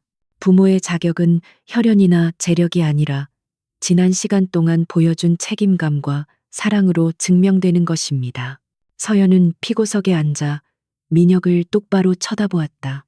민혁은 그녀의 시선을 피하며 거만한 표정을 유지하려 애썼지만 초조함이 묻어나는 손가락의 움직임은 숨길 수 없었다. 서연은 판사에게 발언권을 얻어 직접 입을 열었다. 재판장님, 아이들은 물건이 아닙니다. 기업의 후계자이기 이전에 사랑받아야 할 존재입니다. 강민혁 씨가 진정 아이들을 원한다면 왜 5년 전 제 뱃속에 있던 아이들을 차가운 감옥으로 내몰았는지부터 해명해야 할 것입니다. 법정 공방은 치열하게 전개되었고 서연이 제출한 아이들의 심리 상담 기록과 성장 앨범, 그리고 민혁이 과거 서연을 협박했던 정황 증거들이 하나둘씩 공개되면서 분위기는 반전되기 시작했다. 특히 지호와 지아가 직접 쓴 엄마랑 살고 싶어요. 무서운 아저씨는 싫어요라는 탄원서가 낭독될 때 방청석에서는 홀쩍이는 소리가 들려왔다. 재판이 잠시 휴정된 사이 복도에서 마주친 민혁은 서연에게 다가와 이를 갈며 속삭였다. 제법이군. 감성파리로 여론을 움직이다니. 하지만 법은 돈과 권력의 편이야. 내가 아무리 발악해도 결국 판결은 내 쪽으로 나게 되어 있어. 시간 낭비하지 말고 애들 넘기고 떠나. 위자료는 섭섭지 않게 챙겨줄 테니까. 서연은 민혁의 넥타이를 고쳐 매주며 차갑게 웃었다. 착각하지 마. 이건 감성파리가 아니라 팩트 폭력이야. 그리고 돈과 권력? 지금 내 회사가 누구 때문에 숨이 넘어가는지 잊었나 본데 내 허락 없인 넌 땡전 한 푼도 못 쓰는 신세가 될 거야. 재판이 끝날 때쯤이면 넌 아이들뿐만 아니라 네가 가진 모든 걸 잃고 빈 껍데기만 남게 될걸. 그때 준우가 다가와 서연에게 귓속말을 전했다. 이사님, 준비하신 그 증인이 도착했습니다. 강민혁 쪽 증인들의 위증을 입증할 결정적인 카드입니다. 서연의 눈이 반짝였다. 그녀는 민혁에게서 한 발짝 물러나며 여유로운 미소를 지어 보였다. 기대해, 강민혁. 2부 순서는 더 재미있을 테니까. 재판이 속개되고 서연 측은 깜짝 증인을 신청했다. 문이 열리고 들어온 사람은 다름 아닌 5년 전 민혁의 지시로 회계 장부를 조작했던 경리팀의 막내 직원, 지금은 은둔 생활을 하던 김대리였다. 민혁의 얼굴이 사색이 되었다. 그는 죽은 줄 알았거나 해외로 도피시킨 줄 알았던 인물이 법정에 나타나리라고는 상상도 못했던 것이다. 김 대리는 떨리는 목소리로 증언대에 섰다. 저는 5년 전 강민혁 사장님의 지시로 한서연 비서에게 횡령 혐의를 덮어씌우는 가짜 전표를 만들었습니다. 사장님은 입막음 대가로 제 어머니의 수술비를 주겠다고 회유했고, 거절하면 저 또한 감옥에 보내겠다고 협박했습니다. 법정은 충격에 휩싸였고 판사의 표정도 엄격하게 굳어졌다. 민혁의 변호인단은 이에 있습니다. 신빙성 없는 증언입니다. 라고 소리치며 제지하려 했지만 이미 엎질러진 물이었다. 김 대리는 품에서 당시 민혁과 통화한 녹음 파일이 담긴 USB를 꺼내 들었다. 여기에 그 증거가 있습니다. 이것은 단순히 양육권 재판이 아니라 강민혁의 범죄를 심판하는 형사재판의 전초전이 되어버렸다. 서연은 창백하게 질려 자리에 주저앉는 민혁을 바라보며 생각했다. 이건 시작일 뿐이야. 네가 씌운 누명, 네가 뺏으려던 아이들, 그 모든 죄악을 낱낱이 까발려주지. 재판이 끝나고 법원을 나서는 서연의 뒤로 민혁이 비틀거리며 따라 나왔다. 기자들이 그를 에워싸고 질문을 퍼부었지만 그는 아무 말도 하지 못한 채 경호원들에게 끌려 차에 탔다. 반면 서연은 당당하게 고개를 들고 카메라를 향해 섰다. 그녀는 더 이상 도망자도 피해자도 아니었다. 그녀는 승리자였고 심판자였다. 차 안에서 뉴스를 보던 지호와 지아가 엄마가 나오자 화면에 대고 손뼉을 쳤다. 우리 엄마 이겼다. 나쁜 아저씨가 꼼짝도 못해. 서연은 집에 돌아와 아이들을 품에 안으며 뜨거운 눈물을 흘렸다. 오늘 거둔 승리는 작았지만 그 의미는 컸다. 이제 세상은 그녀의 편이었고 강민혁은 고립무원의 처지가 되었다. 하지만 서연은 긴장의 끈을 놓지 않았다. 궁지에 몰린 쥐는 고양이를 무는 법, 민혁이 이대로 순순히 물러날 리 없었다. 그녀는 다음 단계, 즉 그를 사회적으로 완전히 매장시킬 마지막 일격을 준비하기 위해 준우에게 전화를 걸었다. 다음 주 자선 파티 예정대로 진행하죠. 그곳이 강민혁의 화려한 장례식장이 될 거예요. 서울의 밤하늘을 수놓은 별들조차 무색하게 만들 만큼 화려한 조명이 그랜드 하얏트 호텔의 그랜드 볼룸을 비추고 있었다. 대한민국의 네로라 하는 정재계 인사들이 총출동하는 자선 갈라쇼, 천사의 밤행사가 열리는 날이었다. 평소라면 우아한 클래식 선율과 품격 있는 담소가 오갔을 장소였지만 오늘 밤의 공기는 사뭇 달랐다. 참석자들의 시선은 불안하게 흔들렸고 입을 가린 채 나누는 귓속말의 주제는 단 하나, 바로 벼랑 끝에 몰린 대한그룹의 황태자 강민혁과 그를 겨누는 복수의 화신 한서연이었다. 강민혁은 행사장 한 구석에서 샴페인 잔을 꽉 쥐고 있었다. 그의 손은 미세하게 떨리고 있었고 식은땀이 흐르는 이마를 자꾸만 훔쳐냈다. 며칠 전 법정에서의 참패 이후 그를 대하는 사람들의 태도는 180도 달라져 있었다. 어제까지만 해도 그에게 굽신거리며 아부를 떨던 정치인들과 은행장들이 이제는 그와 눈이 마주칠까 두려워 슬금슬금 자리를 피하고 있었던 것이다. 그는 철저하게 고립된 섬이 되어가고 있었다. 젠장, 다들 눈치를 보는군. 내가 이대로 끝날 것 같아? 민혁은 독한 위스키를 한 입에 털어넣으며 이를 갈았다. 그는 오늘 이 자리가 자신의 건재함을 과시하고 돌아선 투자자들의 마음을 돌릴 마지막 기회라고 생각했다. 하지만 현실은 냉혹했다. 그의 주변에는 오직 침묵과 경멸 어린 시선만이 감돌고 있었고 그 적막함은 그를 미치게 만들고 있었다. 그때 웅성거리던 장내가 순식간에 조용해지더니 입구 쪽으로 사람들의 시선이 쏠렸다.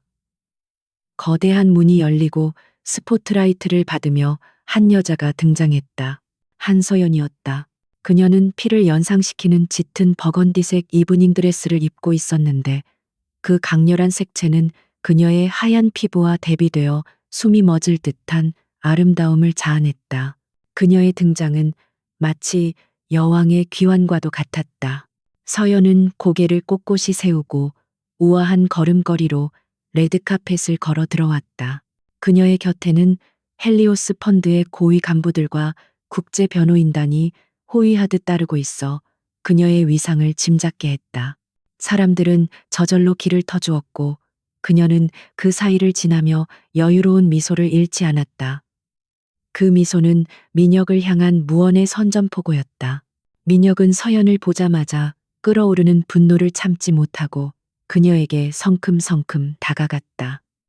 주위의 시선 따위는 더 이상 중요하지 않았다. 그는 서연의 앞을 가로막고 낮은 목소리로 으르렁거렸다.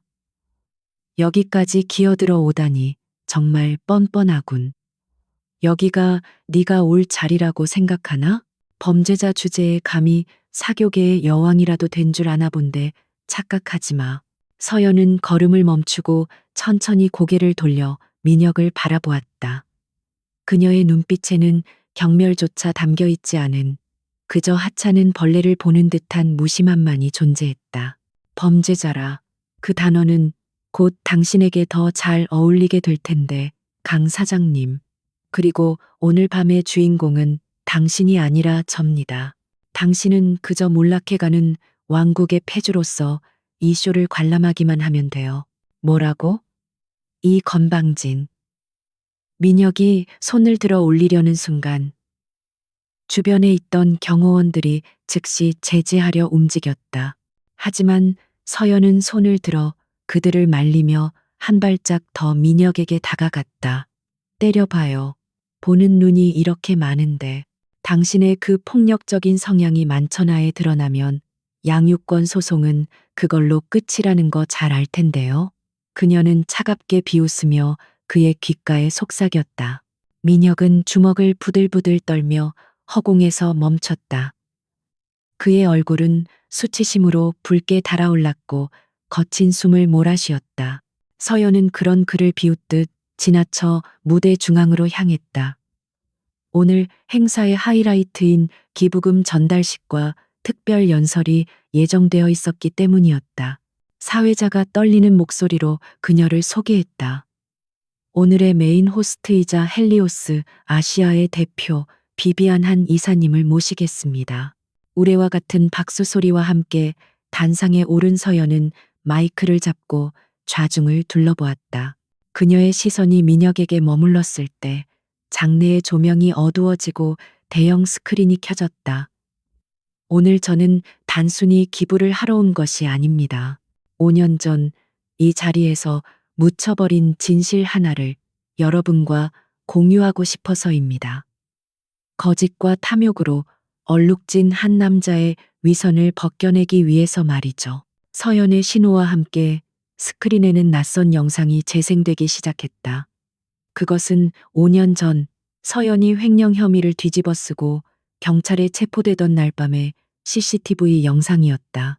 영상 속에는 강민혁이 술에 취해 인사불성이 된 서연을 호텔방으로 끌고 들어가는 장면이 고스란히 담겨 있었다. 그리고 잠시 후 방에서 나온 민혁이 누군가에게 전화를 걸어 작업 끝났어. 내일 아침 횡령 증거 심어놓고 경찰 불러 덤라고 지시하는 음성이 선명하게 흘러나왔다.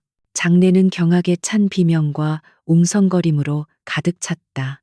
그것은 민혁이 재판에서 주장했던 한서연이 독단적으로 저지른 범죄라는 알리바이를 완벽하게 뒤집는 결정적인 증거였다. 심지어 영상에는 그날 밤 민혁이 서연에게 약물을 탄 술을 먹이는 장면까지 포착되어 있어 그가 계획적으로 그녀를 함정에 빠뜨리고 성범죄까지 시도했음을 암시하고 있었다. 민혁은 자신의 눈을 의심했다. 분명히 그날 호텔 보안실장을 매수하여 원본 영상을 삭제하고 폐기했을 터였다. 말도 안 돼. 저게 왜 나오는 거야? 그는 비명을 지르며 머리를 감싸 쥐었다. 서연은 5년 동안 이 결정적인 증거를 찾기 위해 수단과 방법을 가리지 않았고 결국 은퇴한 보안실장을 찾아내어 백업해둔 하드디스크를 확보했던 것이다. 단상 위에 서연은 차분하고 단호한 목소리로 말을 이었다. 보셨습니까? 이것이 바로 강민혁이라는 사람의 실체입니다. 자신의 아이를 가진 여자를 자신의 욕망을 위해 제물로 바치고 감옥으로 보낸 악마입니다. 이런 사람이 대한민국을 대표하는 기업의 오너라니, 그리고 제 아이들의 아버지라니 끔찍하지 않으십니까?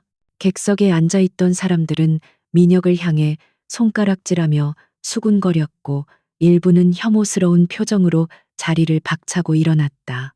기자들은 미친 듯이 셔터를 눌러대며 민혁의 일그러진 표정을 담아냈다. 민혁은 자신이 쌓아올린 모든 명예와 권위가 발밑에서부터 무너져 내리는 소리를 들었다. 공포와 수치심, 그리고 극도의 분노가 그의 이성을 마비시켰다. 당장 저거 끄란 말이야. 저건 조작이야. 한서연, 네가 감히 나를 죽이려 들어? 민혁은 괴성을 지르며 테이블 위에 있던 와인병을 집어들었다.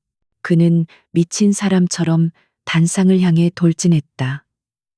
사람들은 비명을 지르며 피했고 경호원들이 다급하게 달려왔지만 이미 이성을 잃은 민혁을 막기에는 역부족이었다. 그는 단상 위로 뛰어 올라가 와인병을 휘둘렀다. 서연은 침착하게 몸을 피했지만 병이 바닥에 부딪혀 산산조각이 나면서 파편이 튀었다. 붉은 와인이 마치 핏자국처럼 무대 위를 적셨다. 죽여버릴 거야. 다 같이 죽자. 민혁은 깨진 병 조각을 손에 쥐고 다시 서연에게 달려들었다. 그 절체절명의 순간 무대 뒤편에서 대기하고 있던 준우가 몸을 날려 민혁을 덮쳤다.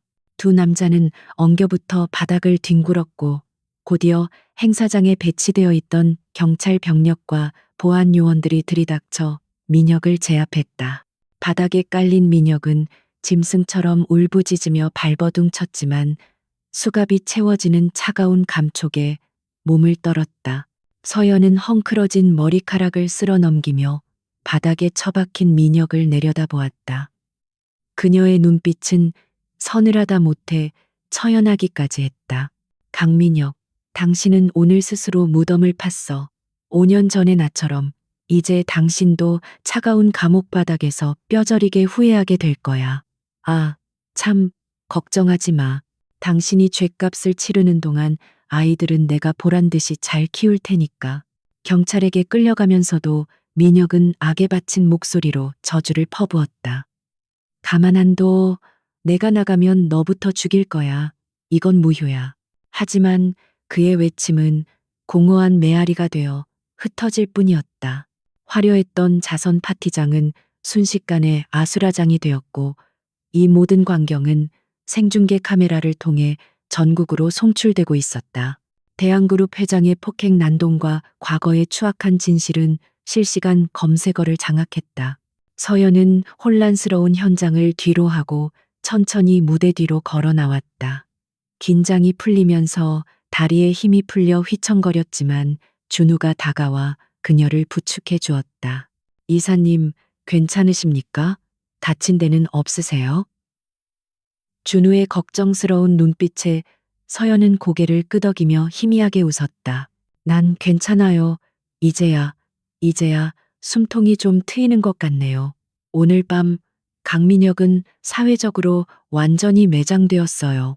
이제 남은 건 껍데기뿐인 회사와 그가 가진 마지막 자존심을 부수는 일뿐이에요. 서연의 목소리에는 지독한 피로감 속에서도 승리의 확신이 묻어났다. 그날 밤 뉴스에서는 강민혁의 긴급 체포 소식과 함께 대한그룹 이사회의 해임결의안 상정 소식이 속보로 전해졌다. 주가는 바닥을 뚫고 지하로 추락했고 채권단은 즉각적인 채무 상환을 요구하며 본사를 점거했다. 강민혁의 제국은 하룻밤 사이에 멸망의 길로 들어섰다. 서연은 집에 돌아와 잠든 아이들의 얼굴을 들여다보았다. 천사처럼 자고 있는 지호와 지아의 이마에 입을 맞추며 그녀는 조용히 속삭였다. 미안해. 너희 아빠를 괴물로 만들어서. 하지만 엄마는 후회하지 않아. 이제 너희는 더 이상 숨어 살지 않아도 돼. 세상 그 누구도 우리를 건드릴 수 없게 만들었으니까. 창밖으로 동이 트고 있었다. 어둠이 걷히고 밝아오는 여명은 서연에게 새로운 시작을 알리는 신호였다. 하지만 그녀는 알고 있었다. 아직 마지막 퍼즐 조각이 맞춰지지 않았다는 것을. 강민혁이 모든 것을 잃고 처절하게 바닥을 기는 꼴을 보기 전까지 그녀의 복수는 끝나지 않았다. 그녀는 휴대폰을 들어 비서에게 짧은 메시지를 보냈다. 대한그룹 인수합병, 내일부터 본격적으로 시작해. 인수가는 최저가로 대한민국 검찰의 역사상 가장 대규모라고 불리는 압수수색이 대한그룹 본사에서 진행되고 있었다. 뉴스 헬리콥터가 굉음을 내며 상공을 선회했고 수백 명의 취재진이 본사 로비를 에워싼 가운데 파란색 상자를 든 수사관들이 쉴 새 없이 건물을 드나들었다. 강민혁이 5년 동안 철옹성처럼 지켜왔던 비밀 장부와 이면 계약서들이 낱낱이 까발려져 세상 밖으로 나오고 있었고 그 모든 자료는 한서연이 치밀하게 준비해온 판도라의 상자에서 비롯된 것이었다.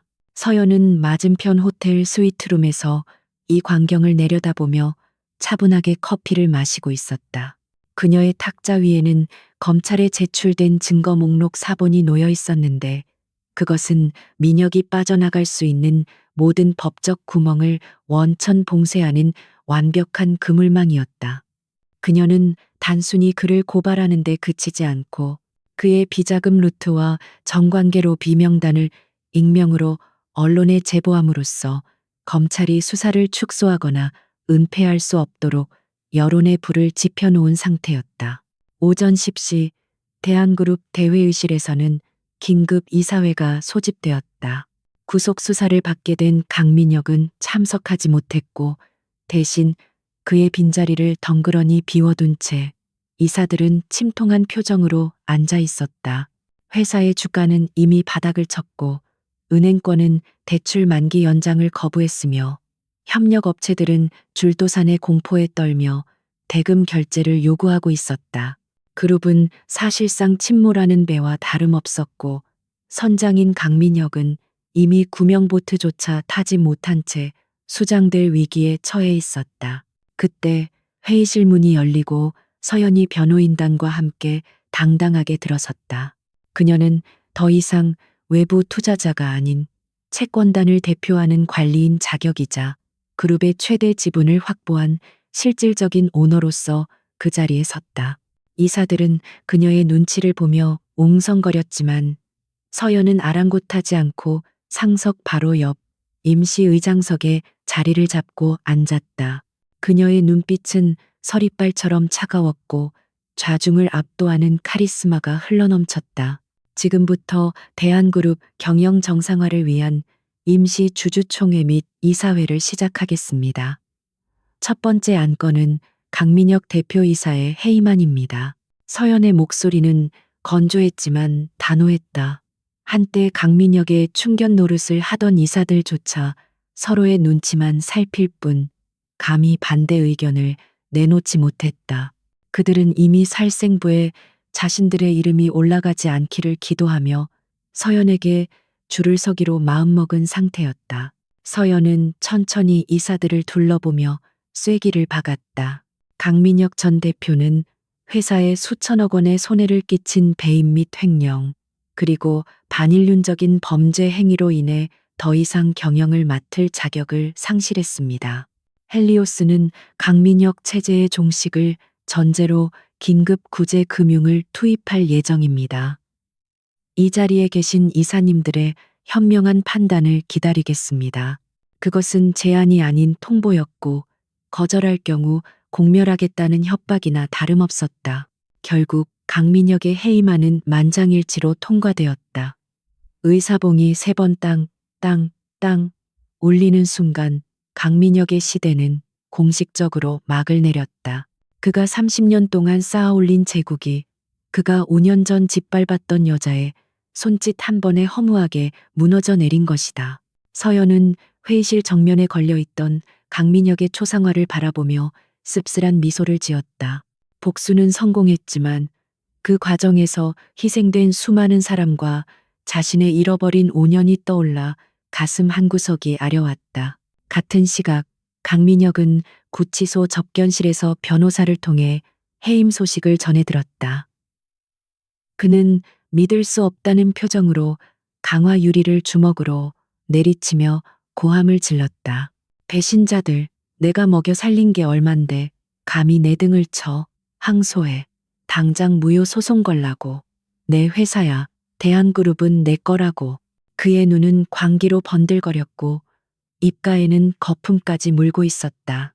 하지만 변호사는 난처한 표정으로 고개를 저으며 냉혹한 현실을 알려주었다. 사장님, 아니, 강 선생님, 지금 해임이 문제가 아닙니다. 검찰 쪽 증거가 너무 명백해서 징역 10년 이상은 각오하셔야 합니다. 게다가 헬리오스 측에서 개인자산 가압류 신청을 해서 펜트하우스와 차명 계좌는 물론이고 당장 쓰실 영치금조차 막힌 상태입니다. 수임료 입금이 안 되면 저희 로펌도 더 이상 변호를 맡을 수 없습니다. 민혁은 벼락을 맞은 듯 멍해졌다. 돈이 없다니? 대한민국 최고의 부자였던 자신이 빈털터리가 되었다는 사실이 실감나지 않았다.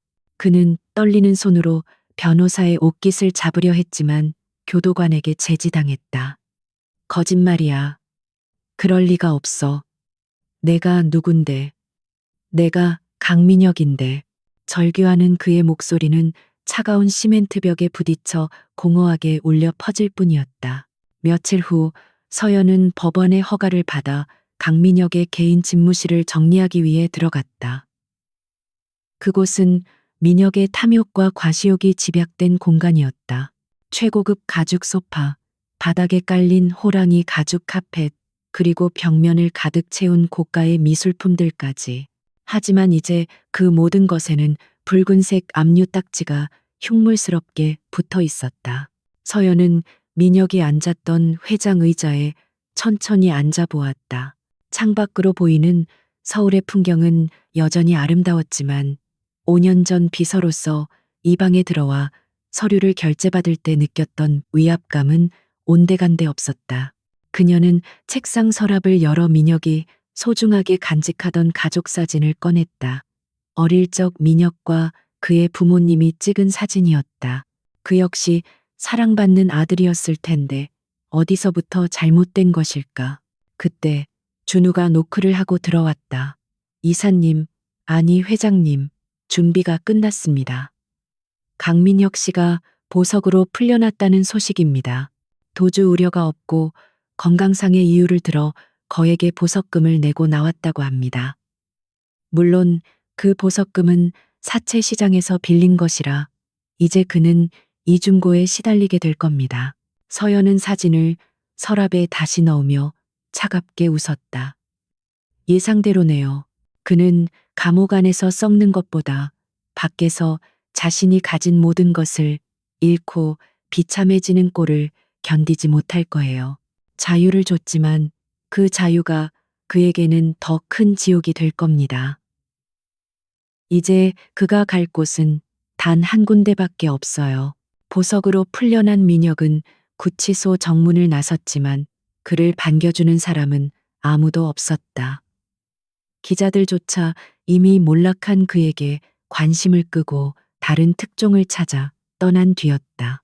그는 횡한 주차장에 서서 택시를 잡으려 했지만 지갑에는 현금 한 푼 없었고 신용카드는 모두 정지된 상태였다. 입고 있는 명품 정장은 며칠간 씻지 못해 꼬질꼬질했고 덥수룩한 수염은 그를 노숙자처럼 보이게 했다. 그는 터덜터덜 걸어서 자신의 펜트하우스로 향했다. 혹시나 하는 마음에 비밀번호를 눌러보았지만 문은 굳게 잠겨 있었고 현관에는 경매 진행 중이라는 안내문이 붙어 있었다. 경비원들이 그를 알아보고 쫓아내려 하자 민혁은 굴욕감을 느끼며 도망치듯 그곳을 빠져나왔다. 갈 곳이 없었다. 친구들도 여자들도 그가 돈을 뿌릴 때만 꼬여들던 파리떼들은 모두 사라지고 없었다. 배고픔과 추위에 떨며 거리를 배회하던 민혁은 편의점 유리창에 비친 자신의 모습을 보고 경악했다. 대한민국 경제를 주무르던 황태자의 모습은 온데간데 없고 눈이 퀭한 폐인이 거기 서 있었다. 분노와 증오로 버텨오던 정신력이 한계에 다다랐고 그는 바닥에 주저앉아 오열했다. 모든 것이 서연의 계획대로 되었다. 그는 완벽하게 파괴되었다. 그날 밤 서연은 아이들을 재우고 거실에 앉아 와인을 마시고 있었다. 그녀는 민혁이 지금쯤 어떤 처지일지 짐작하고 있었다. 복수의 끝이 다가오고 있었지만 마음은 생각보다 차분했다. 승리감보다는 묵은 체증이 내려가는 듯한 시원함과 이제야 비로소 자신의 인생을 되찾았다는 안도감이 더 컸다. 준우가 서연의 맞은편에 앉으며 조심스럽게 물었다. 내일이면 강민혁이 찾아올 겁니다.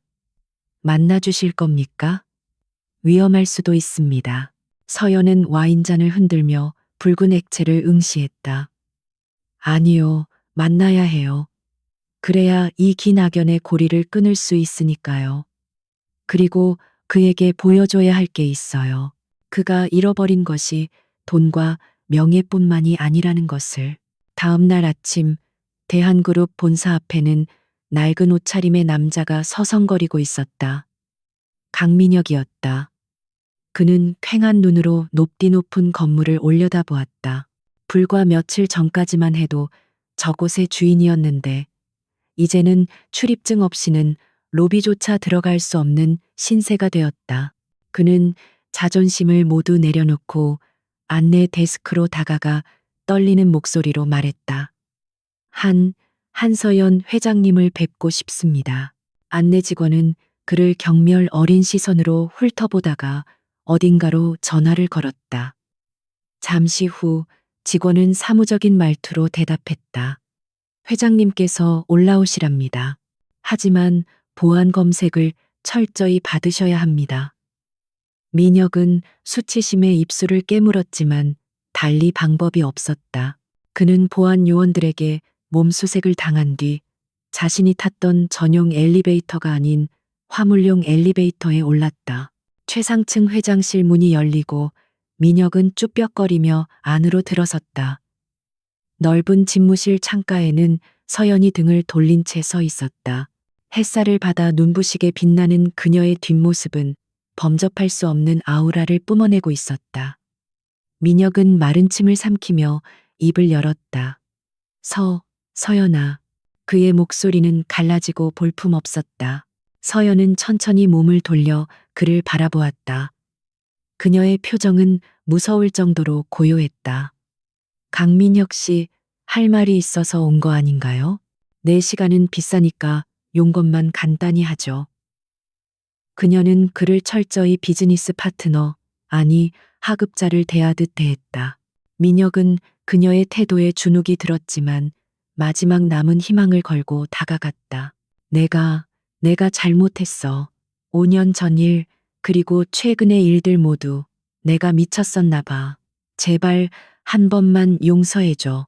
나 정말 갈 곳도 없고 가진 것도 없어. 네가 시키는 건 뭐든지 할게. 이 회사 네가 가져도 좋아. 하지만 나를 이렇게 길바닥에 내버려 두지만 말아줘. 민혁은 비굴하게 애원했다. 서연은 차가운 눈으로 그를 내려다보며 책상 위에 놓인 서류 한 장을 밀어주었다. 용서? 당신 입에서 그런 단어가 나오다니 우습네요. 당신이 살 길은 딱 하나예요. 이 각서에 서명하고 자수하세요. 그리고 당신이 저지른 모든 죄를 법정에서 자백하세요. 그러면 최소한의 변호사 비용은 내가 대주죠. 인간으로서 마지막 존엄을 지킬 기회를 주는 거예요. 민혁은 서류를 집어들었다. 친권 및 양육권 포기각서, 그리고 범죄 사실 자백서였다. 그의 손이 심하게 떨렸다. 이것에 서명하는 순간 그는 영원히 재기불능의 상태가 되고 감옥에서 썩게 될 것이었다. 하지만 서명하지 않는다면 사채업자들에게 쫓기다 객사하거나 평생 도망자로 살아야 했다. 그는 고개를 들어 서연을 보았다. 그녀의 눈에는 일말의 동정심도 없었다. 그때 집무실 문이 열리고 지호와 지아가 들어왔다. 아이들은 낯선 거짓골의 아저씨를 보고 흠칫 놀라 서연의 뒤로 숨었다. 엄마, 저 아저씨 누구야? 무서워. 지아의 말에 민혁의 심장이 쿵 내려앉았다. 민혁은 아이들을 멍하니 바라보았다. 자신의 핏줄, 자신의 유일한 희망이었던 아이들이 자신을 무서워하며 피하고 있었다. 그는 그제야 깨달았다. 자신이 잃어버린 것은 돈이 아니라 가족이 될 수도 있었던 소중한 기회였다는 것을. 그의 눈에서 뜨거운 눈물이 흘러내렸다. 아저씨는 아무것도 아니야. 그냥 지나가는 사람이야. 민혁은 쥐어짜듯 말했다. 그는 떨리는 손으로 펜을 들어 각서에 서명했다. 꾹꾹 눌러 쓴 그의 이름 석자가 종이 위에서 번졌다. 그는 서류를 서연에게 건네주며 힘없이 고개를 떨구었다. 미안하다. 정말 미안해. 서연은 서류를 받아들고 아이들을 안심시킨 뒤 경호원들에게 눈짓했다. 이분 모셔다 드려. 약속한 대로 변호사는 선임해 줄 테니까 가서 죗값 치러요. 경호원들이 민혁의 양팔을 잡고 끌고 나갔다. 민혁은 저항하지 않고 축 늘어진 채 끌려갔다. 문이 닫히기 전 그는 마지막으로 서연과 아이들의 모습을 눈에 담았다. 사무실에 정적이 찾아왔다. 서연은 창밖을 보며 깊은 한숨을 내쉬었다. 길고 길었던 전쟁이 드디어 끝났다. 그녀는 아이들을 꼭 껴안았다. 자, 이제 다 끝났어. 우리 맛있는 거 먹으러 갈까? 아이들은 환호하며 서연의 손을 잡았다. 서연의 얼굴에 비로소 진정한 미소가 피어올랐다. 하지만 그녀는 알고 있었다. 상처가 아물기까지는 시간이 필요하다는 것을. 그날 오후 뉴스에서는 강민혁의 자수 소식이 속보로 전해졌다. 그는 검찰 포토라인에 서서 자신의 모든 혐의를 인정하고 국민들에게 사죄했다. 그의 몰락은 한 시대의 종말을 알리는 상징적인 사건이 되었고, 한서연은 정의의 승리자이자 새로운 여성 리더의 아이콘으로 떠올랐다. 대한그룹은 서연의 지휘 아래 빠르게 안정되어 갔다. 그녀는 불법적인 관행을 모두 없애고 투명한 경영 시스템을 도입했다. 해고되었던 억울한 직원들을 복직시키고 사회 공헌 활동을 확대하며 기업의 이미지를 쇄신했다. 사람들은 그녀를 철의 여인이라 불렀지만 직원들에게 그녀는 누구보다 따뜻하고 합리적인 리더였다. 시간은 흘러 계절이 바뀌었다. 서연은 주말을 맞아 아이들과 함께 교회로 나들이를 갔다. 따사로운 햇살 아래 잔디밭에서 뛰어노는 지호와 지아를 보며 서연은 벤치에 앉아 평화로운 시간을 즐겼다. 그녀의 곁에는 든든한 조력자이자 친구 이상으로 발전하고 있는 준우가 앉아 있었다. 이제 정말 행복해 보이십니다, 회장님. 준우가 미소 지으며 말했다. 서연은 고개를 저으며 웃었다. 회장님은 회사에서만 해요. 여기서는 그냥 지호, 지아 엄마고 싶으니까. 그녀는 아이들을 향해 손을 흔들었다. 과거의 아픔은 흉터로 남았지만 그 흉터는 그녀를 더욱 단단하게 만들었다. 그녀는 이제 과거에 얽매이지 않고 미래를 향해 나아갈 준비가 되어 있었다.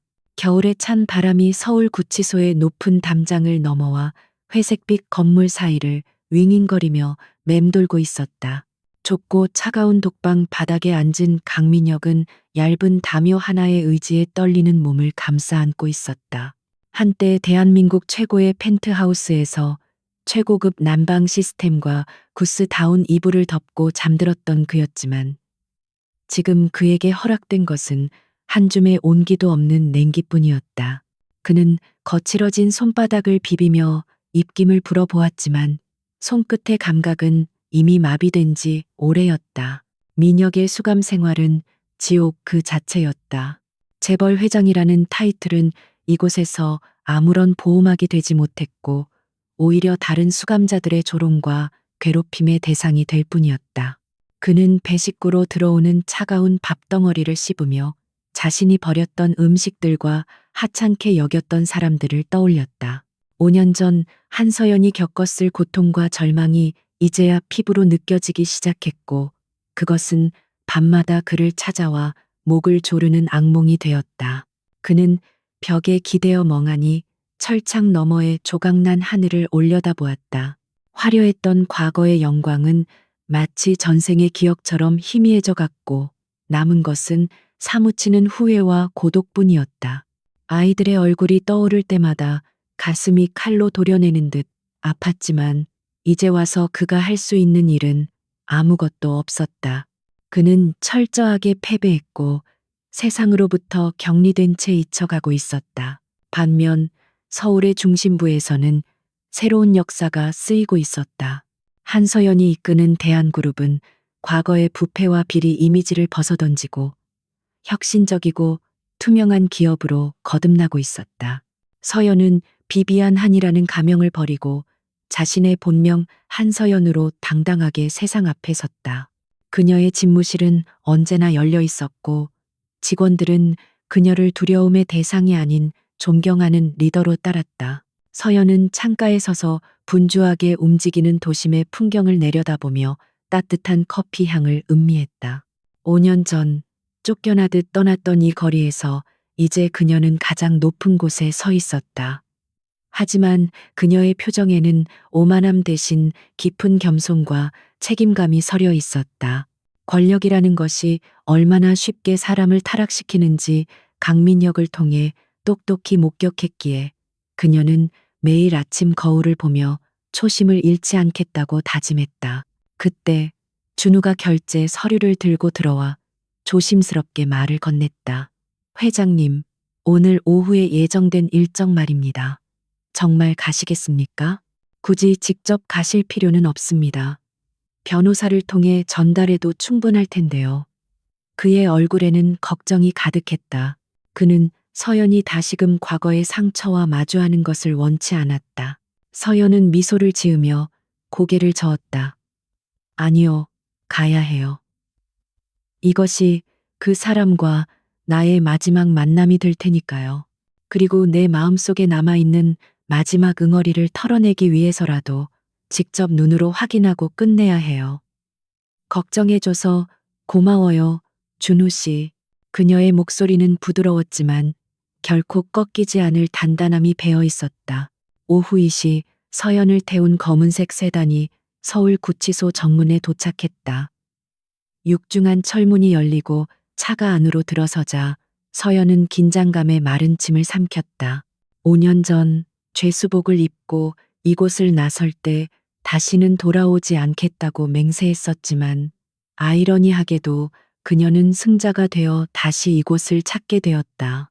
그녀는 차에서 내려 차가운 겨울 공기를 깊이 들이마셨다.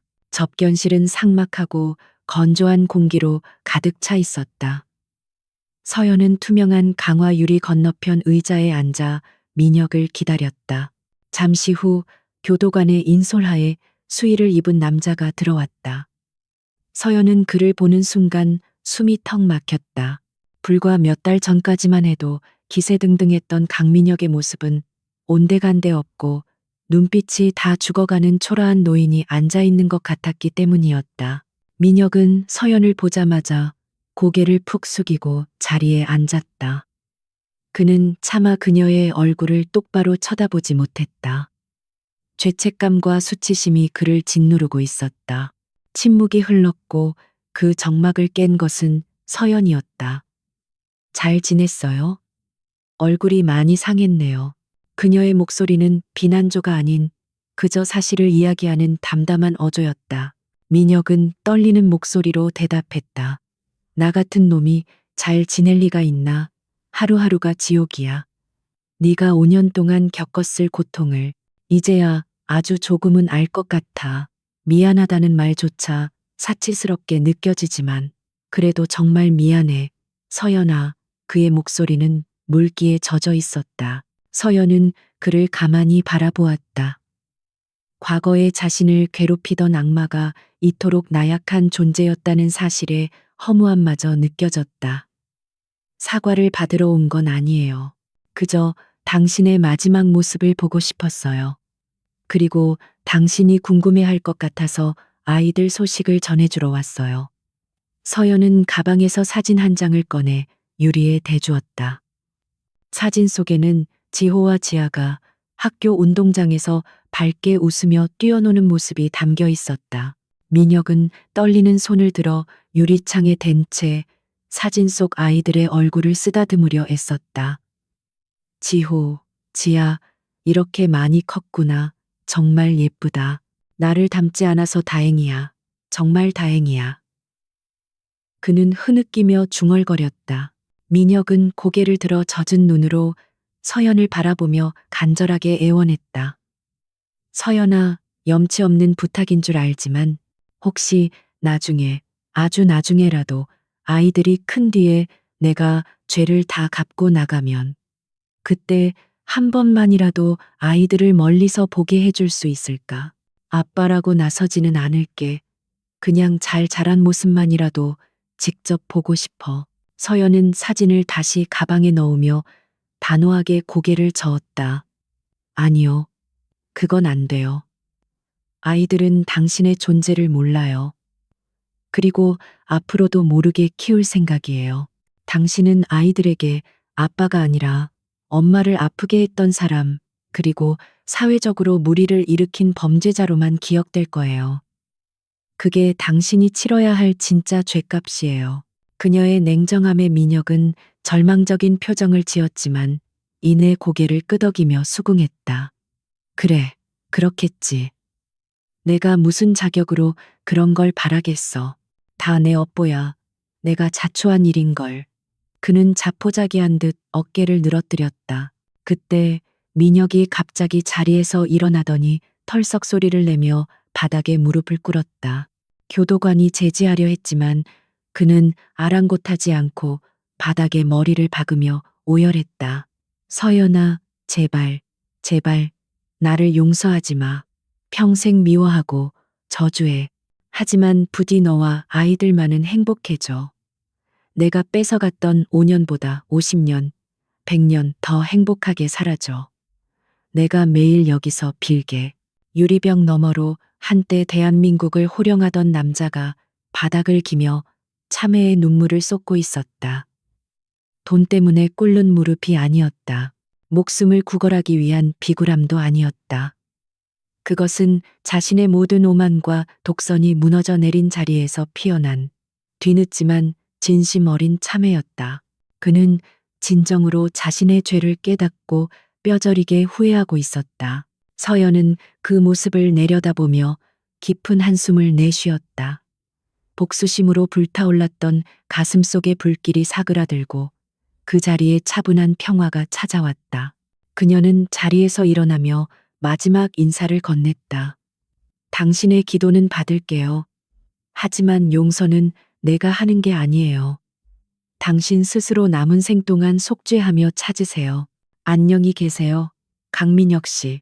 서연은 뒤도 돌아보지 않고 접견실을 빠져나왔다.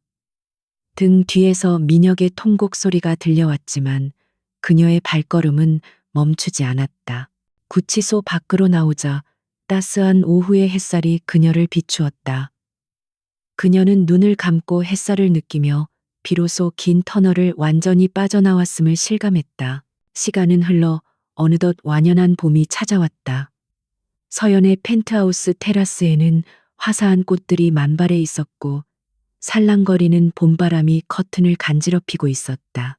오늘은 지호와 지아의 생일 파티가 열리는 날이었다. 집안은 풍선과 리본으로 장식되어 있었고 맛있는 음식 냄새가 가득했다. 준우와 헬리오스의 동료들, 그리고 서연을 도와줬던 지인들이 모여 아이들의 생일을 축하해 주었다. 지호는 선물 받은 로봇 장난감을 조립하느라 정신이 없었고, 지아는 예쁜 드레스를 입고 손님들 앞에서 춤을 추며 재롱을 부렸다. 그 모습을 바라보는 서연의 얼굴에는 더 이상 그늘이 없었다. 준우가 샴페인 잔 2개를 들고 테라스에 나와 있는 서연에게 다가왔다. 회장님, 안에서 다들 찾고 계십니다. 여기서 혼자 뭐 하세요? 그는 부드러운 미소를 지으며 잔을 건넸다. 서연은 잔을 받아들고 밤하늘을 올려다보았다. 그냥 감사해서요. 모든 게 제자리로 돌아왔고 아이들이 이렇게 밝게 자라줘서요. 그리고 그녀는 준우를 바라보며 수줍게 웃었다. 준우 씨가 곁에 있어줘서 여기까지 올 수 있었어요. 혼자였다면 절대 해내지 못했을 거예요. 준우는 서연의 손을 조심스럽게 잡았다. 저는 언제나 그 자리에 있었습니다. 서연 씨. 그리고 앞으로도 계속 그럴 겁니다. 이제는 회장님과 비서가 아니라 서연 씨의 인생을 함께 걸어가는 파트너가 되고 싶습니다. 그의 고백에 서연의 볼이 발그레하게 물들었다. 엄마, 아저씨, 빨리 들어와서 케이크 잘라요. 지아의 목소리가 정적을 깼다. 서연과 준우는 서로를 마주보며 환하게 웃음을 터뜨렸다. 그래, 갈게. 서연은 준우의 손을 잡고 안으로 들어갔다. 거실의 따뜻한 불빛이 두 사람을 감싸 안았고 그 안에서는 행복한 웃음소리가 끊이지 않았다. 대한그룹의 회장실, 서연의 책상 위에는 새로운 프로젝트 기획안이 놓여 있었다. 미혼모와 소외 계층 아동을 위한 자립지원재단 설립.